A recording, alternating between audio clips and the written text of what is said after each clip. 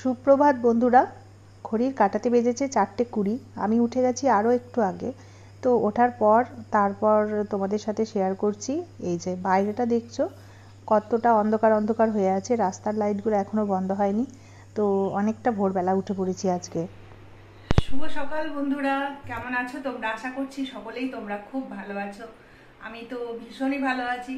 তো আজকে হলো বুধবার, আজকে 22শে জ্যৈষ্ঠ, 5ই জুন। তো আজকে একটা বিশেষ দিন, সেই জন্য এত ভোর ভোর ওঠা। তো চলো, আমার চ্যানেলে তোমাদের সকলকে জানাচ্ছি অনেক স্বাগত, অনেক ভালোবাসা। তোমরা আমার সাথেই থাকো আর দেখতে থাকো। আজকের দিনটা তোমাদের বলি, আজকে হলো আমার ছেলে হচ্ছে আজকে জন্মদিন। তো ওর 6 জুন জন্মদিন, কিন্তু বাংলা তারিখ অনুযায়ী আজকে হচ্ছে। তো আজকেই জন্মদিনটা পালন করব। তো তার জন্য সব প্রস্তুতি চলছে সকাল থেকে। এই যে এখানে সমস্ত মশলাগুলো আগে করে নিলাম, তারপর ওপরে গেলাম একবার ডিম আর চিনিটা নিয়ে আসলাম। তো চলো, এতগুলো ডিম এখন কেন নিয়ে আসলাম, কারণ হচ্ছে ওর বন্ধুদের বলেছি, আর বাবা মা আসছে, এদিকে হচ্ছে দিদির বাড়িতে নেমন্তন্ন করা হয়েছে। তো যাই হোক, এখন রান্না বান্না হবে। আর ডিমগুলো কেন নিয়েছি তো বানাবো, তোমরা কি বুঝতেই পারছো, বিরিয়ানি হবে। আর সাথে আর কি কি হচ্ছে, মেনু থাকছে। তো চলো তোমরা দেখতে থাকো, আশা করছি সবটাই তোমরা জানতে পারবে। তো এখন আপাতত ডিমটা খুব সকালবেলা, এখানে ছোলার ডাল ভিজানো হয়েছে টিফিনের জন্য, লুচি হবে আর ছোলার ডাল। তো ছোলার ডালটা ভিজানো হয়েছে, তো আপাতত গ্যাসটা ফাঁকা যাচ্ছে, তো ভাবলাম ডিম কটা সিদ্ধ করে নিই, তো নিয়ে আসলাম আর কি। তো চলো বন্ধুরা, তোমরা দেখতে থাকো। তো বন্ধুরা, ছেলে আজকে এখনো ওঠেনি, ও উঠবে পরে, কারণ এখন তো অনেকটা সকালবেলা, 6টাও বাজেনি। আর এই যেখানে দেখছো, কালকে রাত্রিবেলায় কিছু কিছু মানে জিনিস ঠিকঠাক করে রেখেছি। এখানে চাল টালগুলো রেডি রেখেছি বিরিয়ানির। আর আমরা তো বাঙালি, তো এই যে গোবিন্দভোগ চালটা এখানে রেখেছি, পায়েস হবে। আতপ চালের পায়েস আমাদের না করলেই নয় জন্মদিন। আর এখানে কিছু থালা বাটি গ্লাস কিনে নিয়েছি, কাগজের প্লেটগুলো, কারণ সবাই একসাথে খেলে কাগজের প্লেটে বেশ ভালো লাগে, তো সেই জন্য ওগুলো নেওয়া হয়েছে। আর তো চলো, আবার এখন আমি গিয়ে স্নানটা করে নেব, ঠাকুরকে পুজো দিয়ে একেবারে নেমে আসবো, এসে রান্নাতে লেগে পড়বো। এই যে বন্ধুরা, আমি যাচ্ছি উপরে। আগে আমাকে স্নানটা করে নিতে হবে, তা না হলে আর সময় পাবো না। আর হচ্ছে, তোমরা আমার ছেলেকে অনেক অনেক আশীর্বাদ করো, জানি তোমরা করবে। অনেক ভালোবাসা দিও, ও যেন একটা বড় মনের মানুষ হতে পারে, আর নিজের জীবনে যেন অনেক দূর এগোতে পারে। তো চলো, দেখতে থাকো। তো এই যে বন্ধুরা, আমি স্নান টান করে এই নাইটিটা পরে নিয়েছি, একদম রেডি হয়ে গেলাম, কারণ এরপর রান্না বান্নাতে ঢুকে গেলে অনেকটা সময় লাগবে, বুঝতেই পারছো। তো এই যে এখনো ঘড়িতে কিন্তু 6টা বাজেনি, আমার পুরো কমপ্লিট, ছেলে এখনো ওঠেনি। তো এখন সোজা চলে যাব ঠাকুর ঘর, দেরি না করে। তো বন্ধুরা, আমি সেরকমভাবে প্রথম থেকে পুজোটা তোমাদের আজকে দেখালাম না, কারণ হচ্ছে আজকে সারাদিন জন্মদিনের ভিডিওটা একটু একটু করে দেখাতে দেখাতেই বড় হয়ে যাবে। তো আমার পুজো প্রায় কমপ্লিট হয়ে গেছে, আর এর মধ্যেই আমার মা বাবা এসে গেছে। আর এইদিকে আমার শাশুড়ি মাকেও বলা হয়েছিল তাহলে তোমাদের দাদাভাই গিয়ে নিয়ে আসতো, কিন্তু শাশুড়ি মা হচ্ছে একটু বাড়িতে প্রবলেম আছে, বাড়িতে আর কি ফাঁকা বাড়ি, তো সেই জন্য আর কি আসা একটু সমস্যা আছে। তো যাই হোক, এর মধ্যেই ভাড়া বোধহয় এসে যাবে, তো তারপর মা বলেছে আর কি কয়েকটা দিন পরে আসবে। তো সেই জন্য জন্মদিন উপলক্ষে এখন আর এলো না আর কি। তো যাই হোক, এইদিকে সেরকম কিছু বড় অনুষ্ঠান করছি না, তো ওই ছোট্ট করে একটু নিজেদের মধ্যে আর কি ঘরে ঘরে একটু মানে বলা হয়েছে, দিদির বাড়িতে মা বাবা আর আমার যে শাশুড়ি মা আর কি, দুই মা আর কি। তো যাই হোক, আর এইদিকে ছেলের বন্ধুরা। তো এইটুকুই আর কি, খুব বেশি বড় কিছু না। তো একটু বাচ্চাদের এই সামান্য একটু করলে আর কি একটু আনন্দ হয়, নিজের মানুষরা বন্ধুরা একটু পাশে থাকলে ভালো লাগে, তো অন্য কিছুই না। তো যাই হোক, এখানে এখন ধুনো দিতে নেমে এলাম আর তোমাদের সাথে শেয়ার করছি। দেখলে তোমরা, বাবা মা বসে আছে, আর আমি যেহেতু পুজো দিচ্ছিলাম তাই তোমাদের দাদাভাই আবার একটু চা বসিয়েছে, আর এইদিকে ছেলে উঠে গেছে, ব্রাশ করতে গেছে। তো ওর ঘরেই মানে বেড কভারটা পেতে দিয়েছি, এটা একটু নতুনের মধ্যেই, ওর বন্ধুরা আসবে তো সেই জন্য এই বেড কভারটা আবার পেতে দিলাম। আর এই দিকে হচ্ছে তোমাদের দাদাভাই এই যে চা করছে। আর আমার ওই যে বসিয়েছিলাম সকালবেলা যে ডিমগুলো, ছেলের জন্মদিন উপলক্ষে আজকে বিরিয়ানি হবে আর কি, সেই জন্য ডিম সিদ্ধটা আগে করে নিয়েছি।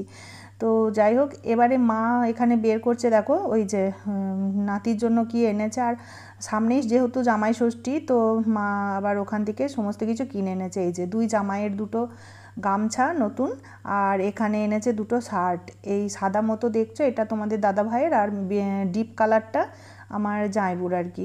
তোমাদের দাদা ভাই একটু সাদার উপরে হালকা হালকাই পছন্দ বেশি করে আর কি। আর এই দিকে ওই যে ছেলের জন্য ক্যাডবেরি, আর গেঞ্জিটা দেখছো এটা ছেলের।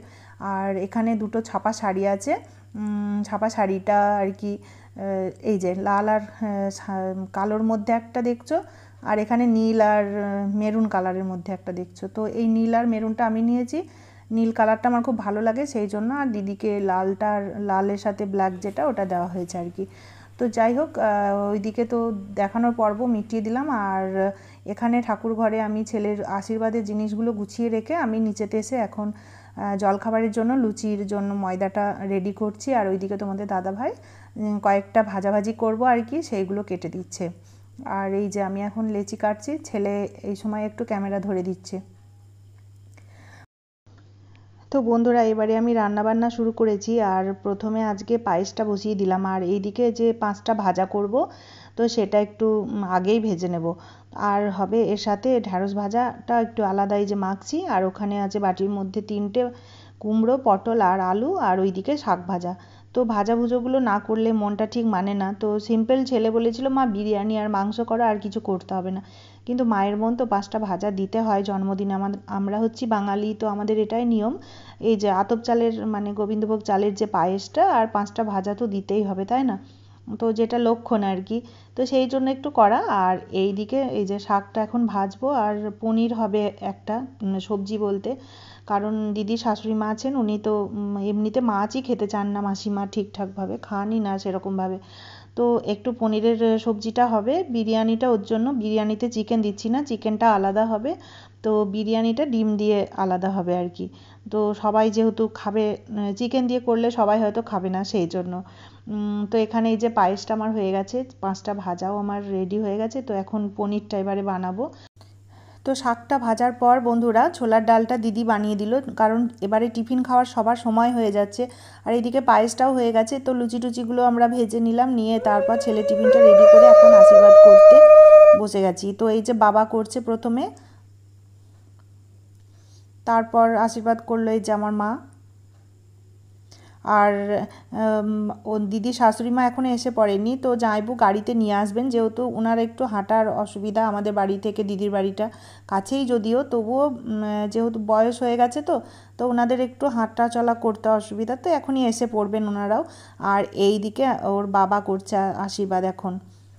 তো এইভাবে আমরা সকালবেলা আশীর্বাদটা সেরে নিলাম, কারণ রান্নাবান্না আবার এরপরে বিরিয়ানি মাংস টাংস হবে, তো তারপর আবার সময় করে উঠতে পারবো না। তো ভাবলাম কি সকালের দিকেই করে নেওয়া ভালো, ছেলেরও স্নানও হয়ে গেছে। তো যাই হোক, ওর বাবা করলো, তারপর এই যে এটা হচ্ছে আমার দিদি, তোমরা তো হয়তো আগেও দেখেছো অনেক ভিডিওতে। তো দিদিও করে নিচ্ছে। আর ওর বন্ধুরা এখনও আসেনি, বন্ধুরা আসবে একটু পরেই আসবে আর কি। তো এই যে বন্ধুরা এক এক করে সবার আশীর্বাদ হয়ে গেল। তারপর দিদির শাশুড়ি মা জামাইবু এসেও করেছে, দিদির ছেলেও একটু ব্যস্ত ছিল, তা ও একটু পরে এসে তারপর সবাই মিলে আশীর্বাদ করা কমপ্লিট হলো। আর এই দিকে আমি এখন করছি। তো তারপর এই যে ছেলেকে পায়েসটা খাইয়ে দিচ্ছি। আর তোমাদের কাছে সরি চাচ্ছি, কারণ হচ্ছে ছেলেকে তোমাদের দেখাতে পারলাম না। তোমরা তো জানো এখনকার দিনে ছেলেরা সবাই ক্যামেরার সামনে আসতে চায় না সোশ্যাল মিডিয়াতে। তো যাই হোক, ওরা অনেকটা বোঝে, আমরা হয়তো অতটা বুঝি না। তো যাই হোক, এইদিকে সবাই এখন এই ডাইনিংয়ের নিচেতেই খেতে বসেছি। তো সবাইকে দেখাতে পারছি না, কারণ ক্যামেরাটা আমার ছেলে করছে। দিদি শাশুড়ি মা যেহেতু নিচেতে বসলে কষ্ট হবে, তো টেবিলে দিয়েছে, আর আমাদের সবার টেবিলে জায়গা হবে না বলে এইদিকে আমরা নিচেতেই বসে গেছি খেতে। আর দিদি ছেলেও আছে, তো ওদের তো দেখাতে পারবো না, তোমাদের তো আগেই বললাম। আর ওইদিকে মা দিদি সবাই খাওয়া দাওয়া কমপ্লিট করে এখন আবার চলে এসেছি রান্নাঘরে। এই যে বন্ধুরা এখন পনিরটা বানাবো। আর এখানে বিরিয়ানির জন্য এই যে জলটা বসিয়ে দিয়েছি, চাল এখনো দিইনি, গরম হতে দিয়েছি। আর এখানে মাংসটা বের করা হয়েছে, মাংসটা বানাবে দিদি। এই যে মাংসটা বের করেছি, ফ্রিজে এনে রেখেছিলাম। আর দিদি মাংসটা বানাবে, আমি বিরিয়ানিটা করব, আর এইদিকে পনিরটা করব। আর ভাজাভাজি পায়েস ওগুলো তো তোমরা দেখলে হয়ে গেছে অলরেডি।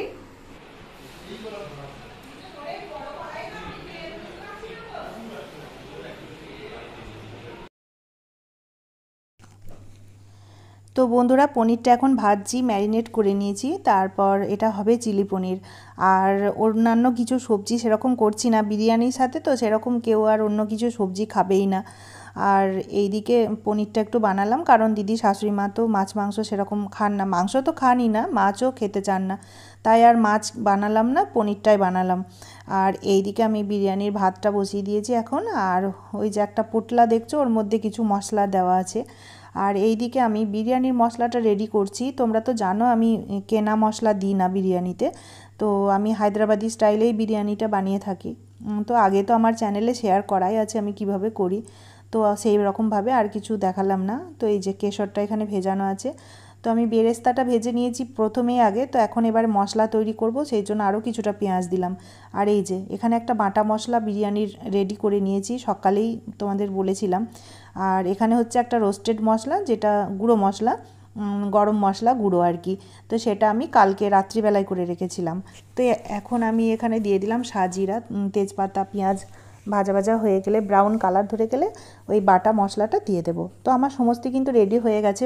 এইদিকে বিরিয়ানির আলু কষিয়ে নিয়েছি মশলার সাথে, তো তারপর ডিম সিদ্ধ, এখানে বেরেস্তা, পুদিনা পাতা, ধনে পাতা কুচি, এখানে ভাজা রোস্ট যে গরম মশলাটা, তারপর কেশর, ঘি সমস্ত কিছু নিয়ে। আর বিরিয়ানির হাঁডিগুলো আমার একটা ছিল আর দিদির দুটো ছিল, তো দিদির ছোটোটা আমি আবার নিয়েছি, দিদির একটা, আমার এই বড় সাইজের মতো একটা দিদিরও রয়েছে, তো বড়টা লাগবে না, আর একটা ছোটো হলেই আমার হয়ে যাবে বলে ছোটো সাইজটা একটা দিদির বাড়ি থেকে নিয়ে নিয়েছি, তো একটাতেও হবে না।